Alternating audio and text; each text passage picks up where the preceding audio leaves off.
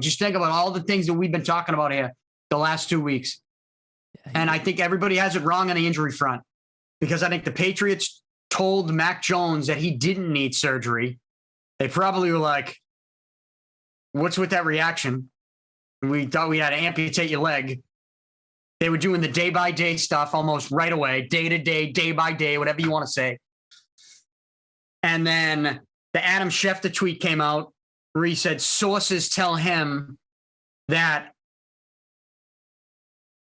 most players would have surgery for the injury that Mac Jones suffered, which, like we talked about, sounded like it was a defensive comment coming from Mac Jones's camp. The Patriots are not giving injury reports to Adam Schefter for a kid who can't play. They're just not doing it. So it's coming from Mac Jones. And if he was just told to have surgery, then Mac Jones is the source would tell Adam Schefter, hey, Mac needs surgery. It wasn't. It was, well, most guys would have surgery with this injury. I know I'm adding a little special tone to it, but that's how it read because that's how it was. I think the Patriots said, you don't need surgery. Let's toss some ice on that thing and maybe we'll see you in 2 weeks. And I think Mac Jones and his camp, they were like, whoa. We got a long career here. Maybe we will look into this tightrope surgery.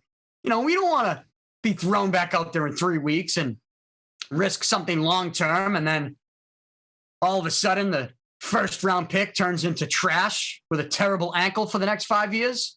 So we're going to get a second opinion.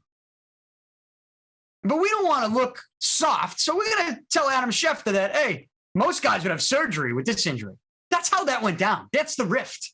That's exactly how that went down.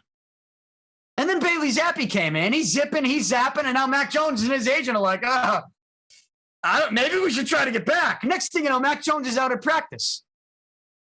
Next thing you know, Mac Jones travels to Cleveland while I'm sitting here telling you there is a quarterback controversy after the Lions game. And I told you last week, what I say, Paulie, so when Mac Jones traveled to Cleveland, he was healthy enough to play. You expect him to play.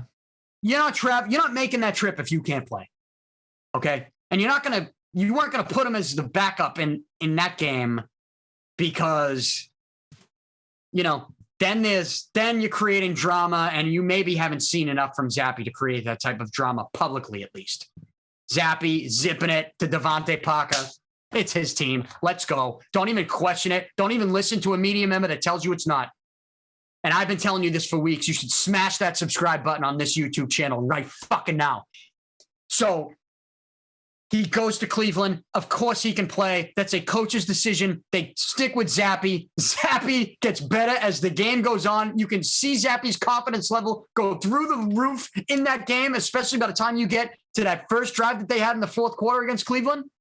In Cleveland, and they win again, and you send Mac Jones out at the beginning of this game, and that's a fumble. Do the Bears have it? Oh, no. Bears got it.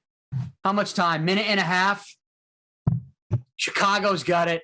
What happened there? That's a bad handoff by Zappe. Yeah. As I'm sitting there praising the kid. That's all. It's a bad handoff. Just a terrible handoff. Tough handoff to Jacoby Myers. You know, Tom used to give that little flip, you know, instead of the handoff. That's a wet ball. That's a wet ball, Paul. That's a wet ball. But Tom used to flip that.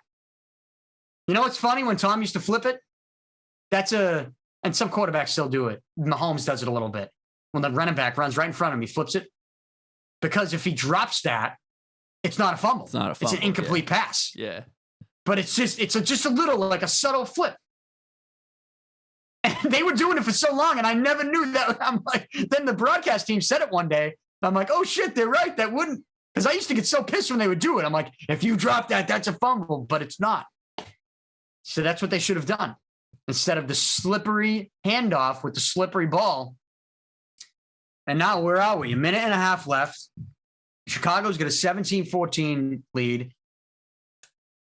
And the Bears at least have a chance to get 3 more points.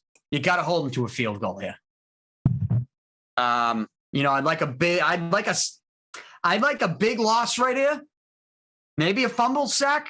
Get that ball, get that wet ball.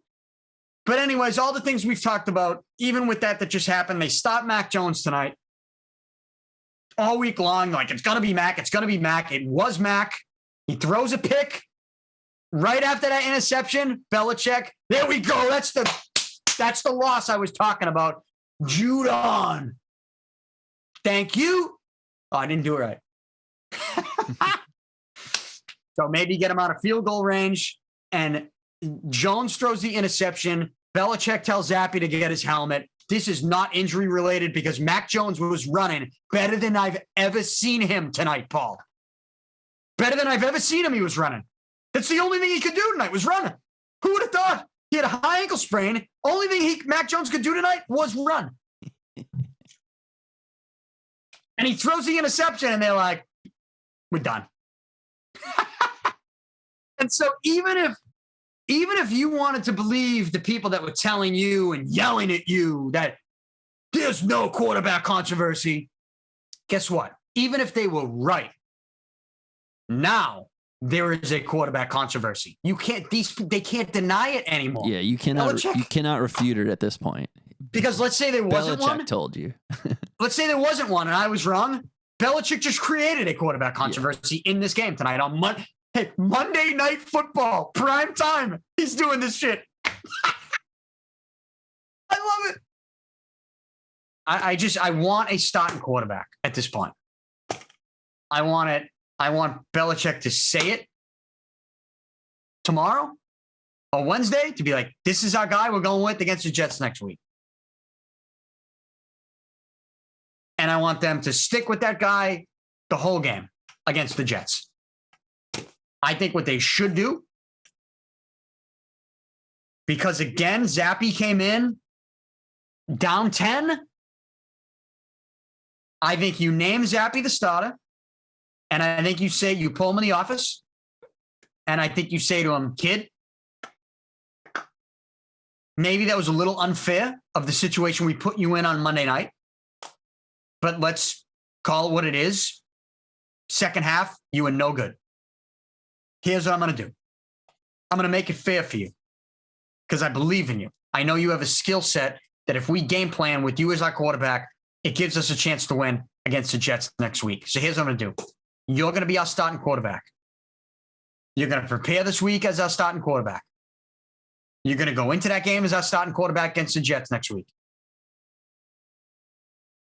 You're going to play the whole game, no matter what. It's your game. But this is it.